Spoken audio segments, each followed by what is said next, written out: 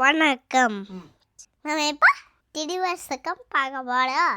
ஈசன் அடி போற்றி, எந்தன் அடி போற்றி, தேசன் அடி போற்றி, சிவன் தேவ அடி போற்றி, நேர்த்தே நின்ற நிமலன் அடி போற்றி, மாய பிடப்படுக்கும் மன்னன் அடி போற்றி, சீரார் பெருந்துடை நம் தேவன் அடி போற்றி, ஆறாத இன்பம் அருளும் மலை போற்றி, சிவனவன் என் சிந்தையுள் நின்ற அதனால் அவன் அருளாலே அவன் தாள் வணங்கி சிந்தை மகிழ சிவபுராணம் தன்னை முந்த இவனை முழுதும் ஓய உரைப்பேன் யான்.